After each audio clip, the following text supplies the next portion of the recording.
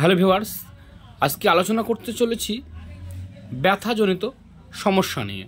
তো ন্যাচারালি এখন প্রায় অধিকাংশ মানুষের শরীরে ব্যাক পেনের সমস্যা বা মাসলস পেনের সমস্যা বা স্পন্ডিলাইসিস বা নার্ভের অন্য কোনো সমস্যার কারণে আমাদের শরীরে বিশেষ বিশেষ অঙ্গে ব্যথার সমস্যা হচ্ছে।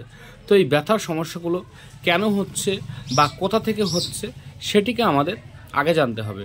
তো এই ব্যথার অন্যতম সমস্যা হলো আমাদের অনিয়মিত লাইফস্টাইল বা অনিয়মিত খাওয়া দাওয়া বা অনিয়মিত জীবনশৈলীর ফলে আমাদের শরীরে বাড়ছে স্থূলতা, বাড়ছে ইউরিক অ্যাসিড জনিত সমস্যা, এছাড়াও থাইরয়েড বা আরও অন্যান্য সমস্যা বাড়ছে।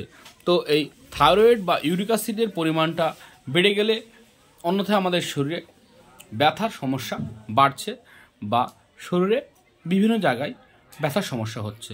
তো আমরা হঠাৎই চলে যাচ্ছি যে কোনো ফার্মেসিতে বা যে কোনো চেম্বার বা ডাক্তারখানায়, সেখানে গিয়ে আমরা নিয়ে আসছি ব্যথার ঔষধ বা ব্যথার জেল বা ক্রিম। তো এই ব্যথাজনিত সমস্যা নিয়ে আজকে আলোচনা করতে চলেছি এমন একটি ব্যথার ঔষধ যেটির নাম হলো ভলিনি স্প্রে। তো এই ভলিনি স্প্রে, যেটিকে আমরা ন্যাচারালি হয়তো 70% মানুষ চিনি বা জানি, বা যারা ব্যবহার করে থাকি তারা অবশ্যই ভলিনি স্প্রেকে জানি। তো এই ভলিনি স্প্রে, যেটি ব্যাক পেন সমস্যার একটি অন্যতম ঔষধ হলো এই ভলিনি স্প্রে। তো এই ভলিনি স্প্রে যেটিকে তৈরি করেছেন সান কোম্পানি, এতে রয়েছে ডিক্লোফেনাক সোডিয়াম, এছাড়াও স্যালিসাইলেট, মেনথল, এই সমস্ত উপাদানগুলি রয়েছে। তো ডিক্লোফেনাক সোডিয়াম যেটি একটি নন স্টেরয়েড অ্যান্টি ইনফ্লেমেটরি ড্রাগস, অর্থাৎ এটি স্টেরয়েডবিহীন একটি প্রদাহনাশক ঔষধ। তো এই ভলিনি স্প্রে, যেটি ডাইক্লোফেনাকের একটি স্প্রে ঔষধ হিসেবে ব্যবহার করা হয়। তো ব্যথার জন্য অনেক সময় অনেকে ডিক্লোফেনাক সোডিয়াম ট্যাবলেটও গ্রহণ করে থাকেন। তো এই নন স্টেরয়েড বা স্টেরয়েডবিহীন অ্যান্টি ইনফ্লেমেটরি অ্যানালজেসিক্স ঔষধ যেটি হলো ভলিনি স্প্রে।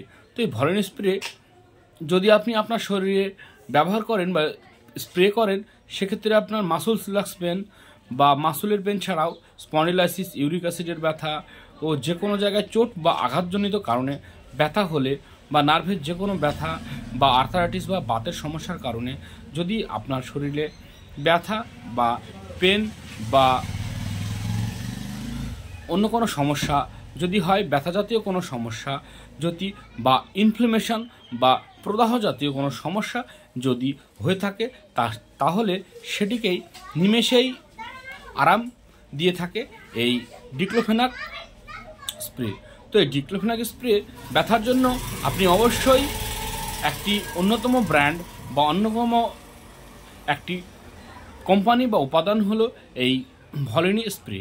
তো এই ভলিনি স্প্রেকে আপনি নিমেষে বাজার থেকে কিনে আপনার যে কোনো ব্যথা বা প্রদাহজনিত সমস্যার ক্ষেত্রে ব্যবহার করতে পারেন, যেমন arthritis, rheumatoid arthritis, Baat, আমবাত, uric acid, এছাড়াও আঘাতজনিত যে কোনো ব্যথার কারণে এটি আপনি আপনার শরীরে নিমেষে ব্যবহার করতে পারেন। তো ব্যথার জন্য ব্যবহার করলে অতি অবশ্যই আরাম পাবেন ও সুস্থতা অনুভব করতে পারবেন। তো যদি আপনার ব্যথাটি কোনো নার্ভের সমস্যা থেকে আসে বা থাইরয়েড বা ইউরিক অ্যাসিডের মাত্রা বেড়ে গেলে আসে, সেক্ষেত্রে অতি অবশ্যই আপনি আপনার নিকটবর্তী ডাক্তার দেখিয়ে নেবেন। তো এই ভলিনি স্প্রে আপনি ছোটদের ব্যবহার করাবেন না। যদি ব্যবহার করাতে হয় তাহলে অতি অবশ্যই আপনি আপনার নিকটবর্তী কোনো ডাক্তারবাবুর সঙ্গে আলোচনা করে গ্রহণ তবেই করবেন। ও বড়দের স্প্রে ব্যবহার করার সময় বিশেষ করে আপনার শরীরে যদি কোনো হার্টের বা লিভারের কোনো সমস্যা বা কিডনির কোনো সমস্যা থেকে থাকে, তাহলে অতি অবশ্যই ডাক্তারের সঙ্গে আলোচনা করে তবেই ব্যবহার করবেন। গর্ভবতী মহিলারা অতি সহজেই ডিক্লোফেনাক সোডিয়াম এই স্প্রেটা ব্যবহার করার আগে অতি অবশ্যই আপনি আপনার ডাক্তারবাবুর সঙ্গে আলোচনা করতে পারেন। তো এই মলমটা বা স্প্রেটা আমরা যখন ব্যবহার করি, স্প্রেটা ব্যবহার করার পর দেখবেন আমাদের শরীরে অনেক সময় ঠান্ডা অনুভব হয়। ঠান্ডাটা অনুভব হয় কারণ এই ডিক্লোফেনাক সোডিয়াম বা স্যালিসাইলেটের সঙ্গে অতি অবশ্যই রয়েছে দেখবেন মেনথল।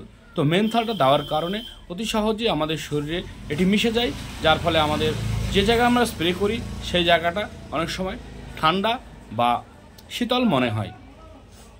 তো এই ভলিনি স্প্রে আপনি ব্যবহার করার আগে অতি অবশ্যই ডাক্তারবাবুর সঙ্গে আলোচনা করে তবেই ব্যবহার করবেন। কতটা ব্যবহার করতে হবে, কী পরিমাণে ব্যবহার করতে হবে, কোনো সমস্যার কারণে ব্যবহার করা যাবে না, বা শরীরে কোন ব্যাধি বা কোন ইনফ্লামেশন ও প্রদাহর ক্ষেত্রে এটি ব্যবহার করার জন্য ভালো একটি উপাদান, সেটির জন্য ডাক্তারবাবুর সঙ্গে অ্যাডভাইস নিয়ে তবেই ব্যবহার করবেন।